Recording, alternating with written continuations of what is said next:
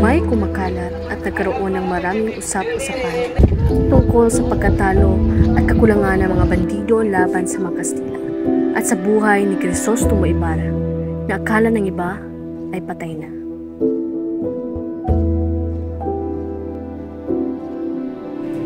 Sa kubyerta ng isang bapor na nagngangalang Bapor Tabo na inahalintulad sa pamamahala ng Kastila ay nagsasakay ng mga Indio at Maharlika. Nakikita mo ba ang suot ko? Walang-wala ito sa suot niyo. Pambihira talaga yung asawa ko. Nilayasan pa naman ako.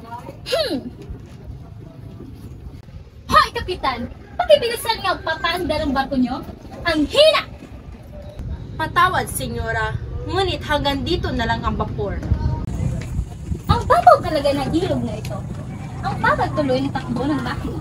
Ang lunas ay napakadali at walang magugugol na anuman.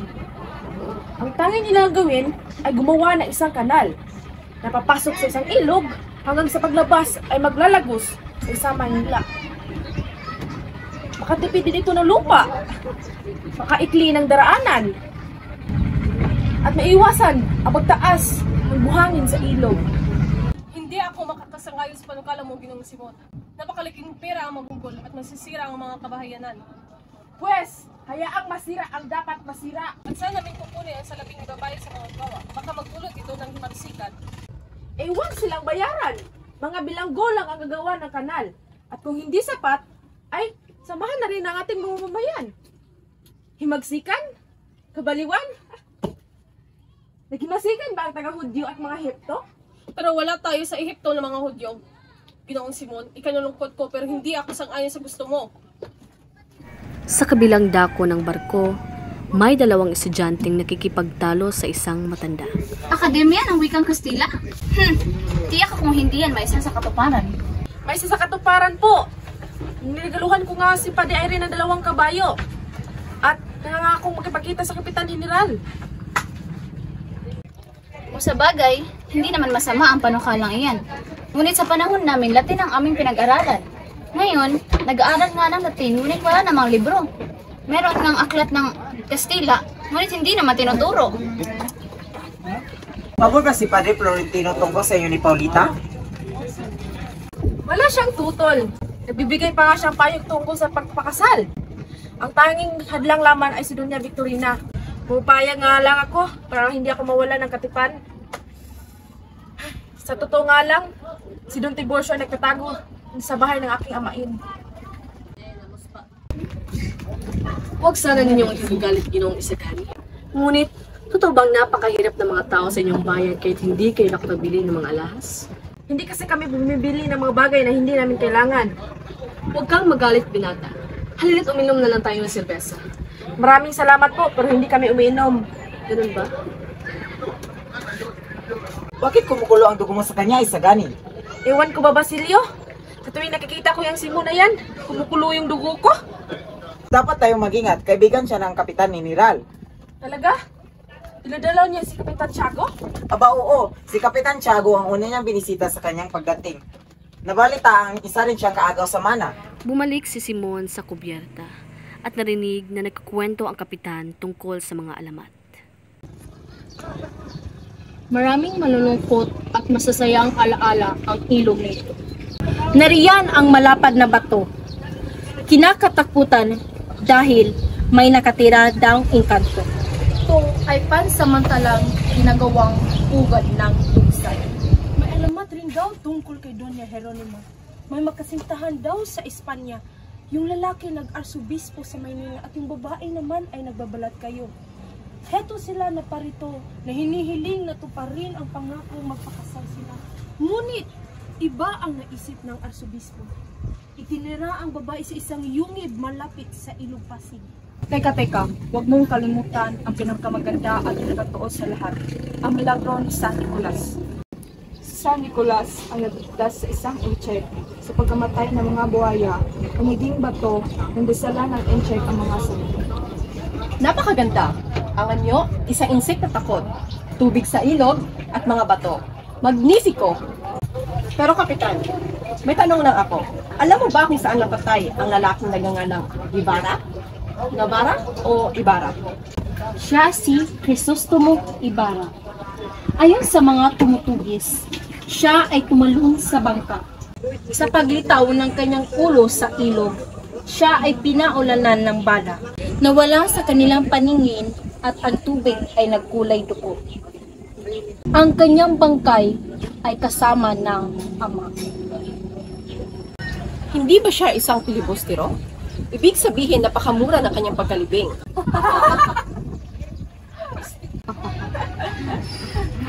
Ginoong Simon, ba't kayo namumutla? Huwag mong sabihin ang isang bihasang manlalakbay ay nalulula sa ilog Pasig. Ako? Hindi ako nalulula. Siya nga pala, Kapitan. Ikwento niyo pa nga ang tungkol sa buhay ng isang Crisostomo Ibarra na yan? At nagkwento nga ang kapitan, pero hanggang sa pagkamatay lang ni Ibarra ang natandaan. Nagsimulang magkwento si Padre Salvi at nakinig ang lahat. Si Ibarra ay laki sa awa. Matalino kaya sa Europa ng Panginoon. Sa kanyang pagkabalik, nalaman niya kung hindi ko nangyari sa kanyang ama. Ang kanyang katipan na si Maria Clara ay hindi pumayag kasal kay Linares. Mas gusto pa niyang manatili sa kumbento at maging mongha kahit tutol si Padre Damaso. Walang magawa ang pare, matatag ang panindigan ni Maria Clara. Pinahanga ako ni Maria Clara. Bibihira na lamang ang mga babaeng ganyan. Sana nga ba siya ngayon? Si Maria Clara ay nasa kumbento na. Nagpatuloy ang pag-uusap sa loob ng kubyerta. Si Padre Florentino ay naalala ang mga pangyayaring naganap sa kanyang buhay. Si Padre Florentino ay naging padre sa utos ng ina. Kahit meron siyang katipan, wala siyang nagawa kundi pumayag. Sa pagsapit ng kanyang 25 taong gulang, isa na siyang ganap na pari. Ang pinakamasakit sa lahat ay nang mag-asawa ang kanyang katipan dahil sa sama ng loob. Mga chismis at kumakalat ng aragain na si Isagani, ang kanyang pamangkin. Maraming nagsasabi na anak siya ng padre sa dating katipan. Ang mga pangyayaring iyon ang naglilok sa malalim na gatla sa noo ni Padre Florentino. Kahapong hindi na may babalik. Ngayong walang saysay at kinabukasang walang katiyakan. Iyan ang kasaysayan ng aking buhay. Naalala niyo ba si Kabisang Tales? Siya ang nagruga kay Basilio. Ang anak niyang si Tales ay namatayan ng asawa at anak na dalaga. Siya ay naging kabesa di barangay, ngunit ayaw na niya ang trabahong ito. Kinuha ng mga praile ang kanilang lupain. Ang anak niyang si Tano ay naging gwardiya sibil at si Julia ay napilitang isanla ang sarili para maitubos ang ama. Hindi ako makakapayag. Kung aalis ka, babalik na ako sa gubat. Patawad, Ingkong, pero ito lang ang solusyon ko para maitubos ko si Ama. Ganyan ba ka-importante ang agnes na binigay ni Basilio? Para isanla mo ang sarili mo kay Hermana Pinchang? Opo, Ingkong. Binihag na nga si Tales at ngayon, ikaw ay magpapaalila dahil lamang sa 250 piso? Huwag po kayong mag-alala. Ginagawa ko ito para kay Ama. Gabi na't inilalakad na ang prosesyon ng Noche Buena na dumating si Basilio sa San Diego.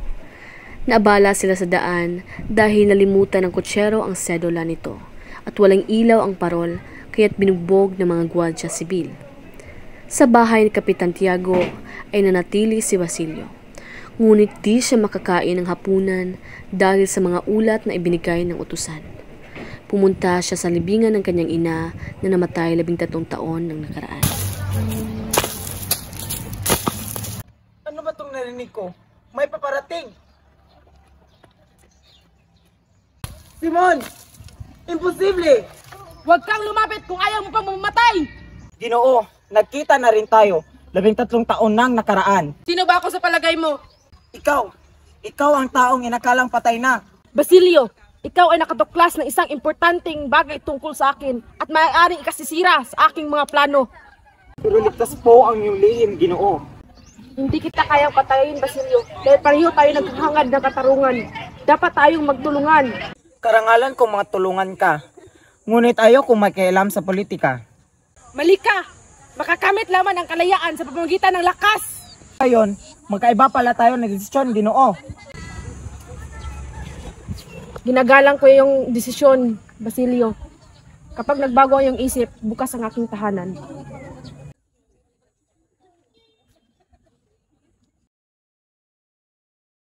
Huwag kang mag-alala, Ingkong. Babalik naman po ako.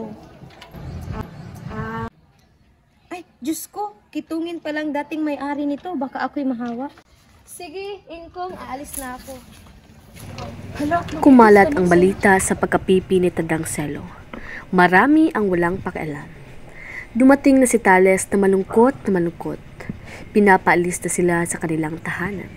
Kinabukasan, nakituloy si Simon sa kanila.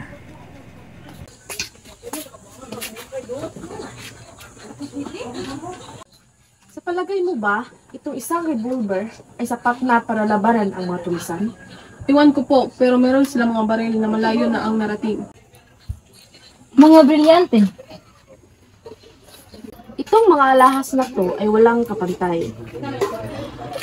Teka lang, Kabisang Tales. Mayroon ka bang konting mayalok sa akin? Wala, Ginoong Simon. Inasaan yung agnos na binigay ni Basilio kay Huli?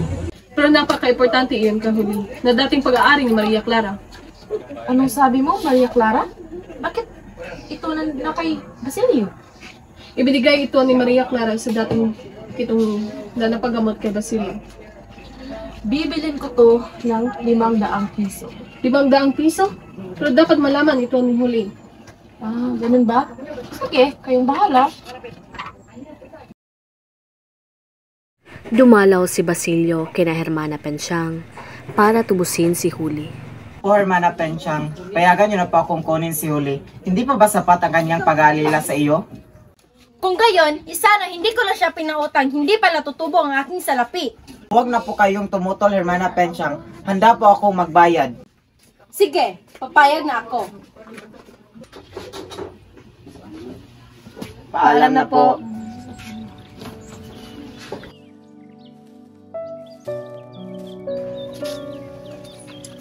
Salamat, Basilio. Makita lang kitang masaya ay masaya na ako. Pero hindi ko pa rin alam kung saan kami titira. Teka lang, bakit ka napangiti?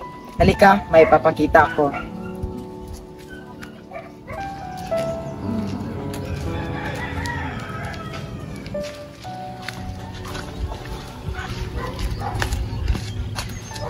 Basilio, hindi ko talaga maisip kung paano kita pasasalamatan. Basilio, Ingkong Basilio, salamat. Gagawin ko ang lahat para sa iyo, kaya wala kang dapat alalahanin. Salamat.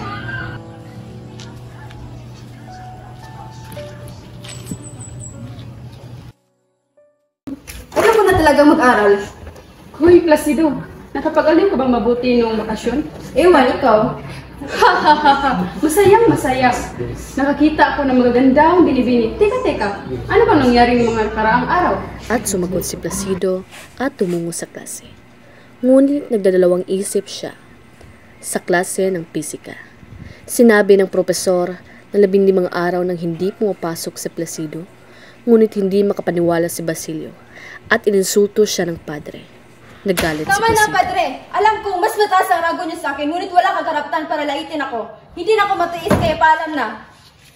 Nagdaos ng piging sa bahay ni Quiroga dahil nais niyang magkaroon ng konsulado ang mga insik. Kinausap siya ni Simon. Magandang araw, Don Simon. Makinig kayo. Mayroon kayong utang sa akin ng 9,000. Pero, ang ibabalik niyo sa akin ay 7,000.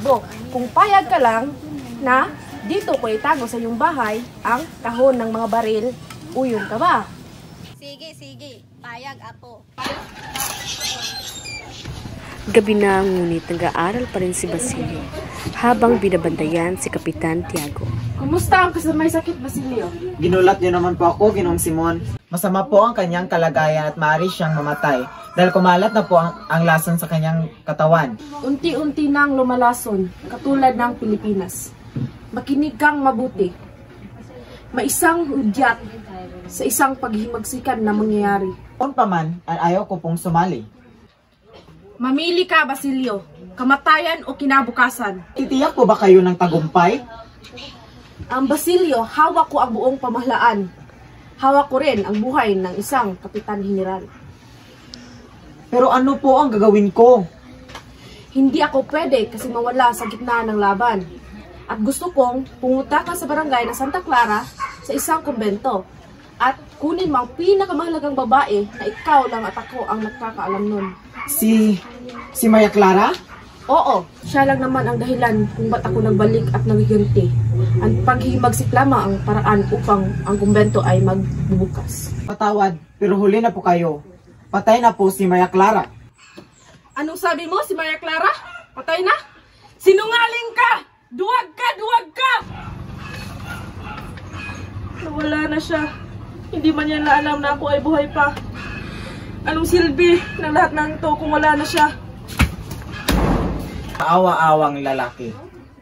Kinabukasan, nagkaroon ng gulo sa paaralan. Tadio, ano ang nangyari? Kagabi natuklasan ko mga paski na masama ang sinasabi. At masaya ka? Aba naman, walang klase. Juanito, ano ba talaga ang nangyari? Aba, mali ko ba? Makapunta na nga kay Makaraig para mangutang.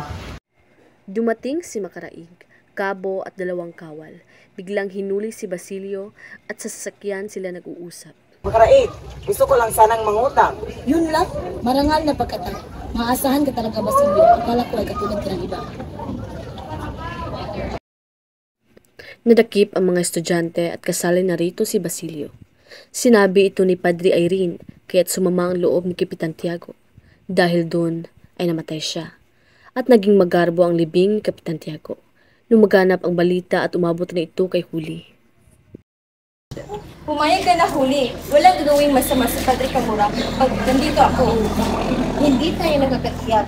Hindi siya nakontento sa aking pasasalamat nung ipinagtanggol niya si Ingpong. Magtiwala ka sa akin. Pababayaan mo na lang ba na makulong si Basilio? Sige na, magtungo na tayo sa kumbento. Ayaw mo pumasok. Tulungan lang tayo.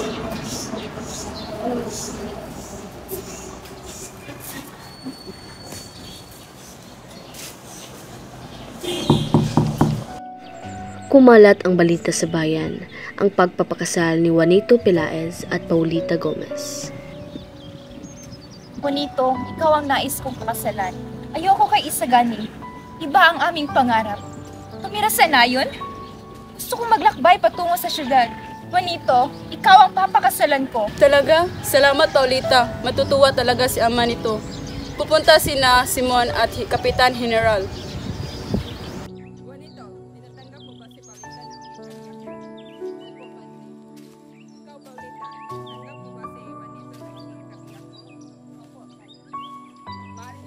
Isang masakit na pangyayari ang natuklasan ni Isagani tungkol sa kanyang pinakamamahal na Paulita na ikinasal na kay Juanito.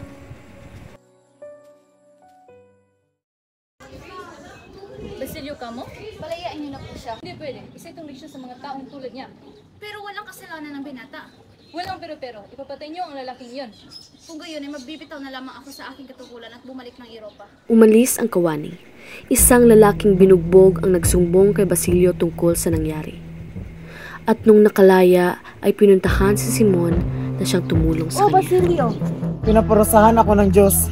Panahon na para sumaman ako sa inyo. Huwag kang mag-alala, nasa iyo ang katarungan dahil kasama mo ako. At ngayon, Halika dito. Tingnan mo to. isang lampara? Ano? Sa loob nito ay meron itong nitroglycerina na kusang puputok kapag pinasil yung mitsa at ilalagay mo to sa ikasyam na gabi sa pista. Tapos, sa pagputok nito, ito ang hudyat na darating ang mga tulisan sa pamumuno ni Tales sa Santa Mesa. At pagkatapos, dadalhin mo ang sasanib sa tindahan ni Quiroga. At kung ayaw nila, patayin, mapapilipino man o Kastila. At ikasampu ng gabi, hintayin niyo ako sa barangay ng San Sebastian.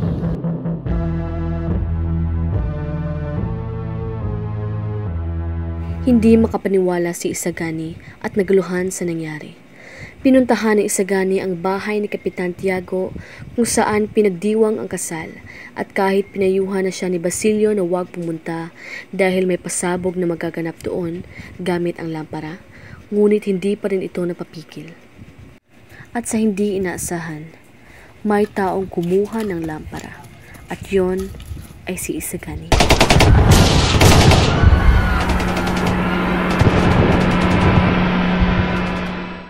Sa kasawiang palad, naudlot ang lahat ng plano ni Simon at nahuli ang mga tulisan.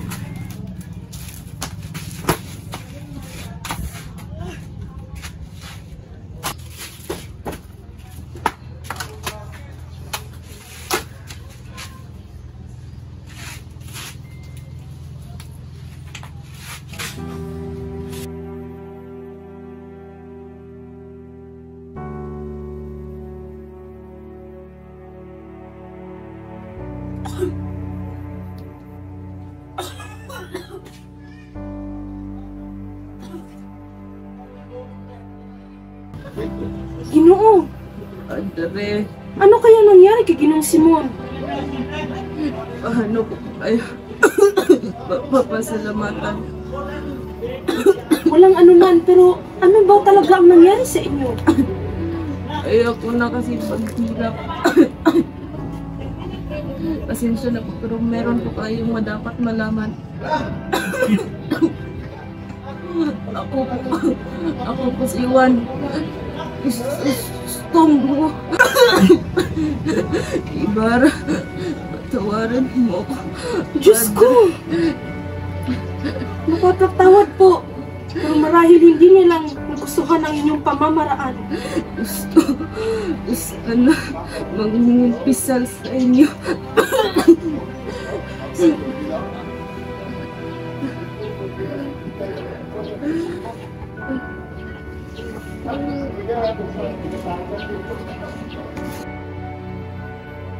Kaawaan sana ang inyong kaluluwa.